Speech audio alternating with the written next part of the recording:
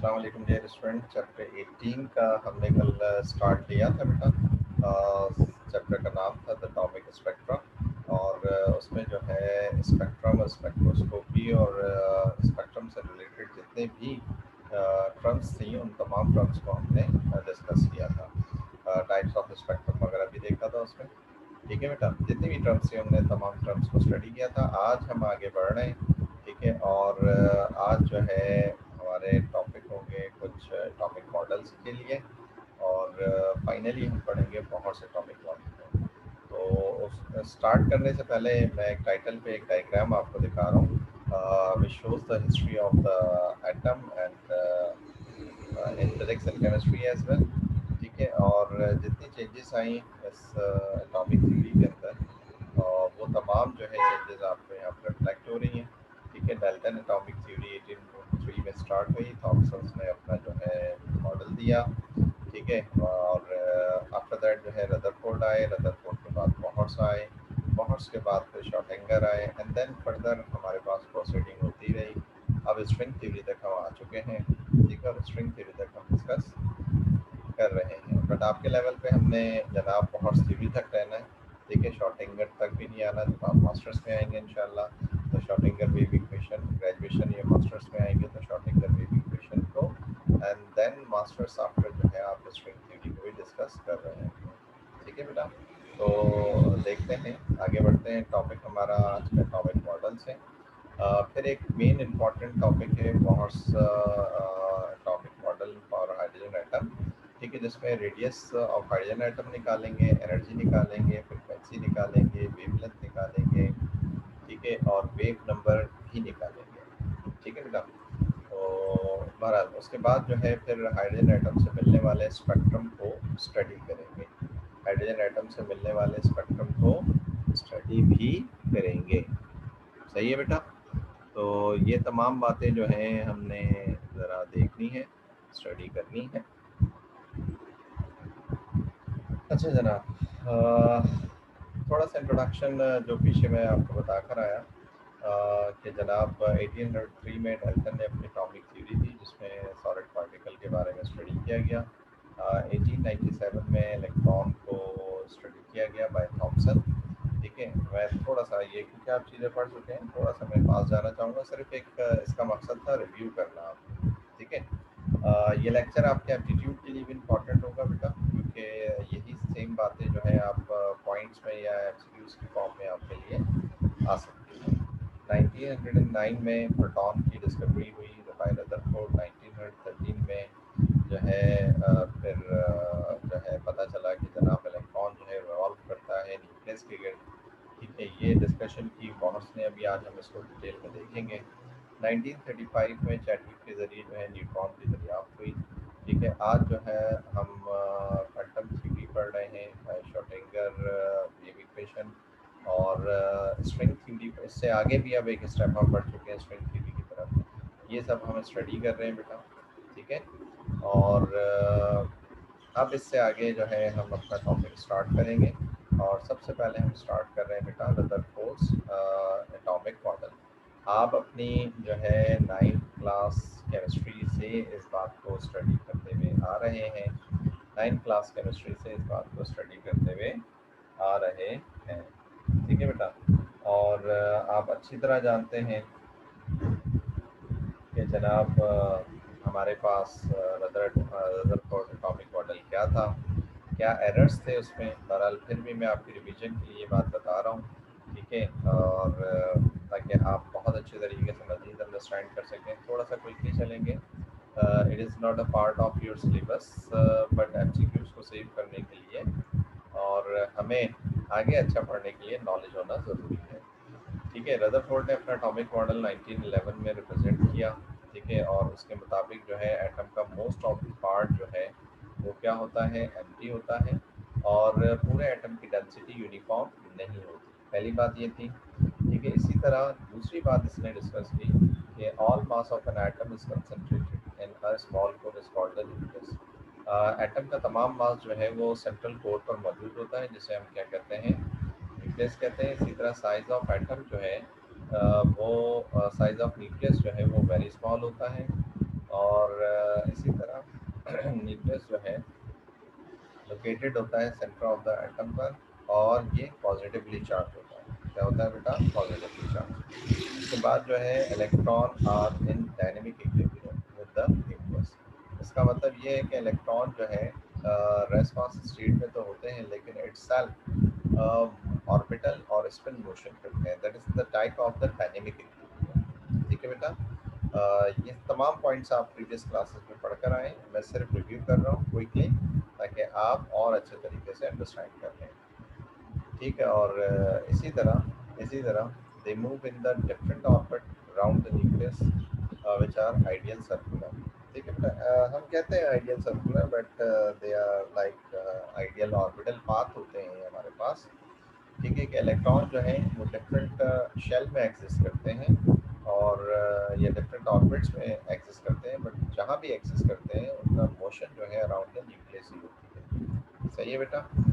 अच्छा, इसी तरह जो है आप देखें कि इलेक्ट्रॉन को न्यूक्लियस लेकर घूमने के लिए हमें क्या रिक्वायर्ड होती है, इलेक्ट्रॉन को क्या रिक्वायर्ड होती है? सेंट्रीपिटल फोर्स होती है। यानी सेंट्रीपिटल फोर्स जो है वो मजबूर करती है इलेक्ट्रॉन को घूमने के लिए अराउंड द न्यूक्लियस, और जिस फोर्स के साथ वो घूम रहे होते हैं वो कोलम्बिक फोर्स होती है, कोलम्बिक अट्रैक्शन फोर्स होती है। ठीक है बेटा?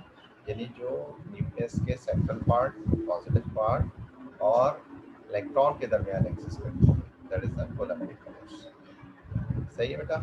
अच्छा, इसी तरह रदरफोर्ड का सबसे बड़ा फॉल्ट भी यही था कि जब इलेक्ट्रॉन मूव करता है ऑर्बिट जनाब न्यूक्लियस के गिर्द अपने ऑर्बिटल पाथ पर, तो वो एनर्जी इमिट करता है। When an electron moving around an orbit continuously it emits energy, ये कंटिन्यूसली क्या करेगा? एनर्जी को एमिट करेगा। ये बात थी जनाब किसकी? रदरफोर्ड। ठीक है? आइए अब आते हैं अपने main topic Bohr's model for hydrogen atom की तरफ। ठीक है बेटा? बोहर्स ने अपना एटॉमिक मॉडल दिया हाइड्रोजन एटम के लिए। ठीक है? और करेक्शन की हमारे पास रदरफोर्ड्स एटॉमिक मॉडल। ठीक है? यानी ये कह लें कि इसको जनाब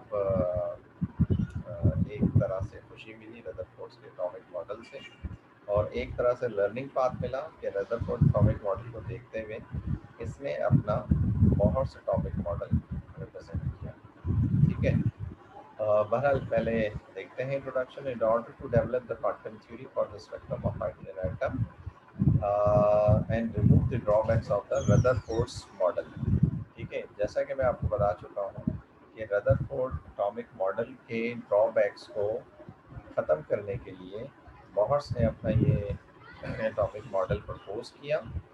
ठीक है? और इसने तकरीबन जो है ये मॉडल प्रपोज किया 1913 में, only on the basis of the Planck's theory. ठीक है बेटा? प्लैंक्स थ्योरी की बेसिस पर प्रपोज किया। ठीक है? और प्लैंक्स थ्योरी के तहत एनर्जी डायरेक्टली प्रोपोर्शनल होती है फ्रिक्वेंसी के, और एनर्जी बराबर होती है एच न्यू के। एच कहलाता है प्लैंक्स कांस्टेंट। ठीक है? और प्लैंक्स कांस्टेंट की बेस पर ये थ्योरी देने के बाद ये थ्योरी जो थी वो कंसिस्ट कर रही थी तीन डिफरेंट पॉस्टुलेट्स पर। ठीक है बेटा? किसके कंसिस्ट कर रही थी? थ्री डिफरेंट पॉस्टुलेट्स पर। ठीक? जैसा कि रदरफोर्ड का मैंने आपको मेन पॉस्टुलेट का एरर आपको बताया, बहरहाल, और उसके अलावा एक और था कि वो कांस्टेंट एनर्जी से प्रूव करते हैं या नहीं करते हैं। बहरहाल आप इसको देख रहे हैं, तीन पॉस्टुलेट को स्टडी करते हैं बेटा। क्या कहता है? पहला इंपॉर्टेंट पॉस्टुलेट है टोटल एनर्जी ऑफ इलेक्ट्रॉन। ठीक है? क्या बात हो रही है? Total energy of electron in a particular stationery orbit remain constant. ठीक है? किसी भी पर्टिकुलर स्टेशनरी ऑर्बिट में क्या रहती है? हमेशा कांस्टेंट रहती है। जबकि रदरफोर्ड ने कहा था कि इमिट करता है इलेक्ट्रॉन अपनी एनर्जी।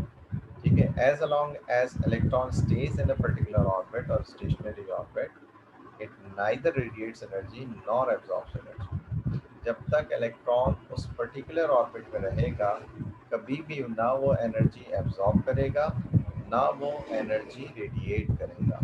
इट मीन्स दैट जो स्टार्टिंग बात थी कि टोटल अमाउंट ऑफ एनर्जी जो है वो सेम रहेगी। ठीक है बेटा, ये पहली बात हमने इस बॉहर्स के एटॉमिक मॉडल से स्टडी की। अच्छा, अब दूसरा पॉस्टुलेट है हमारे पास। दूसरा पॉस्टुलेट क्या है? ठीक है, पॉस्टुलेट नंबर 2 क्या है? पॉस्टुलेट नंबर 2 रिलेटेड है एंगुलर मोमेंटम से। ठीक है बेटा, क्या है एंगुलर मोमेंटम? बहरहाल आप अपनी प्रीवियस क्लासेस में पढ़कर आए हैं कि एंगुलर मोमेंटम एक वेक्टर क्वांटिटी है जो क्रॉस प्रोडक्ट होता है पोजीशन वेक्टर आर और लीनियर मोमेंटम पी का। ठीक है, आर और पी परपेंडिकुलर होते हैं। अगर एक्स एक्सिस में आर है, वाई एक्सिस में पी है, तो angular momentum must be in the Z axis. तो ये ध्यान में रखें कि angular momentum will always be in the third axis. ठीक है, अगर एक एक्सिस में आर है, दूसरे एक्सिस में पी है, तो third in the third axis the angular momentum will exist. और एंगुलर मोमेंटम जो है वो एग्जिस्ट करता है किसके लिए? इलेक्ट्रॉन के लिए। किसके लिए बेटा? इलेक्ट्रॉन के लिए। ठीक है, ओके। इलेक्ट्रॉन चूंकि स्पिन भी करता है, ऑर्बिटल मोशन भी परफॉर्म करता है, लिहाजा इसके लिए भी एक पॉस्टुलेट था कि when an electron moves only in those orbit for which it's angular momentum is integral multiple. Integral multiple से मुराद है जैसे जैसे एन नंबर यानी orbit number, quantum number change होता जाएगा, वैसे वैसे उसका एंगुलर मोमेंटम भी क्या होता जाएगा? चेंज होता जाएगा। पहले ऑर्बिट में एंगुलर मोमेंटम L1 होगा, दूसरे ऑर्बिट में L2 होगा, तीसरे ऑर्बिट में L3 होगा। इस तरह एंगुलर मोमेंटम की वैल्यू भी क्या होती जाएगी? चेंज होती जाएगी। ठीक है बेटा, तो इंटीग्रल मल्टीपल से मुराद ही यही है कि एंगुलर मोमेंटम वैरी करेगा। ठीक है, और जैसा कि अभी आपने देखा कि angular momentum r cross p होता है, और इसको हम लिख सकते हैं आर पी साइन थीटा, क्योंकि आर और पी परपेंडिकुलर होते हैं। साइन 91 होता है, तो हमारे पास एल बचता है आर पी, और पी बराबर होता है एम पी के। तो हम इसे लिखते हैं एम पी आर। क्या लिखते हैं? M p r. तो क्या बात की गई कि एंगुलर मोमेंटम जो है वो मल्टीपल होता है किसके? एन एच अपॉन टू पाई, जैसे हम कह सकते हैं एन एच रिड्यूस प्लांक्स। ठीक है, क्योंकि यहाँ पर एच रिड्यूस प्लांक्स की जो वैल्यू है वो जो है बराबर होती है एच अपॉन टू पाई की। रिड्यूस प्लांक्स की वैल्यू जो है, जिसे एच कट कहते हैं, वैल्यू होती है एच अपॉन टू पाई। तो आप इसे एन एच कट भी लिख सकते हैं। तो एल की जगह पर हम सब्स्टिट्यूट कर सकते हैं एम पी आर। क्या सब्स्टिट्यूट कर सकते हैं? M p r. लिहाजा हमारे पास जो जनाब इस ऑसिलेट के ज़रिए जो वैल्यू आ रही है वो आ रही है m p r is equal to n h upon two pi. अगर वो आपसे कहता है एंगुलर मोमेंटम मालूम करो सेकंड ऑर्बिट के लिए, तो आपको एंगुलर मोमेंटम निकालने में फिर कोई दिक्कत नहीं होनी चाहिए। आप डायरेक्ट एन की जगह टू पुट करेंगे, एच और पाई कांस्टेंट है, और डिवाइड करेंगे, एंगुलर मोमेंटम आ जाएगा। अगर वो आपसे कहेगा कि इलेक्ट्रॉन के लिए वेलोसिटी निकालो, ठीक है, इलेक्ट्रॉन के लिए वेलोसिटी निकालो सेकंड ऑर्बिट में, और सेकंड ऑर्बिट का रेडियस भी आपको पता हो, तो आप वेलोसिटी फिर इस फॉर्मूले से निकालेंगे। सही है बेटा? ठीक है, तो मज़ीद आगे चलते हैं अपने थर्ड एंड फाइनल पॉस्टुलेट की तरफ। थर्ड पॉस्टुलेट क्या था? ठीक है, थर्ड पॉस्टुलेट को देखते हैं बेटा। अपने इस थर्ड पॉस्टुलेट में बॉहर्स ने ट्रांजिशन ऑफ इलेक्ट्रॉन को स्टडी किया। ठीक है, ट्रांजिशन ऑफ इलेक्ट्रॉन से मुराद क्या है मैं आपको बता दूं। जब इलेक्ट्रॉन सेम एटम में जब एक ऑर्बिट से दूसरे ऑर्बिट में और दूसरे ऑर्बिट से पहले ऑर्बिट में जाएगा, या उन्हीं ऑर्बिट्स में रहते हुए डिफरेंट एनर्जी लेवल, हर दो ऑर्बिट के दरमियान, इन ऑर्बिट्स के दरमियान multiple of energy level exist कर रहे हैं। ठीक है, या अपने सर्टेन एनर्जी लेवल पर जाकर वापस अपने ग्राउंड स्टेट पर आ जाएगा, तो ये हमारे पास जो है टर्म एज ए ट्रांजिशन कहलाता है। अच्छा, जैसे कि रदरफोर्ड ने कहा था कि इलेक्ट्रॉन एनर्जी रेडिएट करता है। ठीक है, तो जनाब उसे पता था रेडिएट करता है, तो उसने रेडिएट कह दिया। इलेक्ट्रॉन एनर्जी रेडिएट भी कर सकता है और एब्जॉर्ब भी कर सकता है। रेडिएट भी कर सकता है और एब्जॉर्ब भी कर सकता है। ठीक है, दोनों काम कर सकता है। अच्छा, एब्जॉर्ब करेगा। लेट्स सपोज आप सब जो है जनाब अपनी अपनी सीट्स पे बैठे हुए हैं, अगर आपको एनर्जी दे दी जाए सीट के नीचे एक हॉट ओवन लगा दिया जाए तो आप एकदम उठ खड़े हो जाएंगे, जंप करेंगे, आप एनर्जी एब्जॉर्ब कर रहे हैं। जब एक सर्टेन लेवल पे जाके आपका टेम्परेचर मेंटेन होगा तो आप वापस कहाँ पर आएंगे, ग्राउंड स्टेट पर आएंगे और एनर्जी क्या करेंगे, रिलीज करेंगे। तो ये एब्जॉर्प्शन और रेडिएशन, कल हमने इसको बेटा लास्ट लेक्चर में हमने इसको जो है बेसिकली अंडरस्टैंड किया था, एब्जॉर्प्शन और एमिशन में। ठीक है। अच्छा, अब बात कर रहे हैं जनाब पॉस्टुलेट एनर्जी डिफरेंस या फ्रिक्वेंसी के लिए। तो हम जैसा कि जानते हैं प्लैंक्स के तहत एनर्जी बराबर होती है एच के। ठीक है। अगर मुझे डेल्टा ई चाहिए, डिफरेंस ऑफ एनर्जी चाहिए, तो मुझे डिफरेंस ऑफ एनर्जी लेवल भी लेना पड़ेगा। अगर इस स्टेट की एनर्जी E1 है और इस स्टेट की एनर्जी E2 है, इलेक्ट्रॉन अगर इस ग्राउंड स्टेट से जाता है इस एक्साइटेड स्टेट में, तो किसकी एनर्जी ज़्यादा होगी, E2 की एनर्जी ज़्यादा होगी। ठीक है, जो डेल्टा ई कहलाएगा, जो क्या कहलाएगा, डेल्टा ई। ये किसके लिए होगी, एब्जॉर्ब के लिए होगी। ठीक है। अब एमिशन के लिए क्या होगी, अब एमिशन के लिए क्या होगी आपके पास। ठीक है, यहाँ पर आप जो है एमिशन को भी देख सकते हैं। एमिशन के लिए क्या होगा कि आपके पास अगर इलेक्ट्रॉन जो है इस एक्साइटेड स्टेट से ग्राउंड स्टेट पर आ रहा है तो एनर्जी लूज करेगा। ठीक है, एनर्जी क्या करेगा, लूज करेगा। अच्छा, अब ज़रा यहाँ पर हम समझ लेते हैं कि आपके पास क्या बात है और ये पॉस्टुलेट क्या कहता है। ठीक है, तो देखते हैं ज़रा। अब लेट सपोज अब यहाँ पर हमने जो है दो चीज़ें लिखी हैं, ई आई और ई एफ। ठीक है। अच्छा, व्हाट इज़ ई एफ और व्हाट इज़ ई आई, ये ज़रा देख लेते हैं। ठीक है। लेट सपोज इलेक्ट्रॉन जो है वो यहाँ से जा रहा है तो ये इनिशियल ऑर्बिट है, और यहाँ पर जा रहा है तो that is the final orbit. ठीक है। अगर इलेक्ट्रॉन जो है वो ट्रांजिशन कर रहा है एक्साइटेशन के लिए तो ये इनिशियल ऑर्बिट हो गया और ये एक्साइटेड ऑर्बिट हो गया, ये एक्साइटेड स्टेट हो गया। ठीक है। दोबारा ये बात जो है जनाब अपने थर्ड पॉस्टुलेट में बहुत से बताई कि when electron jumps from the higher energy orbit to lower energy orbit, जब इलेक्ट्रॉन जो है वो कहाँ से कहाँ जंप करेगा, हायर एनर्जी ऑर्बिट। अब हायर एनर्जी ऑर्बिट वो इसे कह रहा है। ठीक है, और लोअर एनर्जी ऑर्बिट इससे कह रहा है। ठीक है। तो अगर जंप करेगा तो क्या होगा, it emits a photon whose energy is equal to the difference of energy between the two energy level।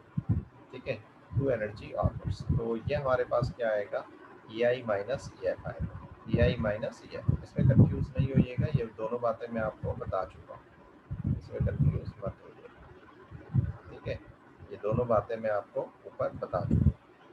अच्छा, तो डेल्टा ई जो है वो किसके बराबर होगा, डेल्टा ई, ये एमिशन के लिए बात की है हमने। देखिए डेल्टा ई बराबर होगा, डेल्टा ई की जगह क्या पुट करेंगे, एच न्यू पुट करेंगे। तो जब हमने एच न्यू सब्सटीट्यूट किया तो ये क्या आया, ई आई माइनस ई एफ आया। क्या आया बेटा, ई आई माइनस ई एफ आया। ठीक है। तो ये तीन पॉस्टुलेट बेटा हम यहाँ तक स्टडी कर चुके हैं। ये इन तीनों पॉस्टुलेट से की मदद से हम जो है अपनी वो तमाम एक्सपेक्टेड डेरिवेशंस टाइप करेंगे, जिसके लिए मैंने आपको स्टार्टिंग में बताया था कि हमें रेडियस भी चाहिए, हमें एनर्जी भी चाहिए, और हमें जो है वेव नंबर भी चाहिए, और हमें फ्रिक्वेंसी भी चाहिए, और वेव लेंथ भी चाहिए। ठीक है, इन तमाम डेरिवेशंस को बेटा ड्राइव करते हैं, और उम्मीद करूँगा तो यहाँ तक आपको क्लियर हो गया होगा। ठीक है, और फिर मिलते हैं अपने नेक्स्ट लेक्चर में।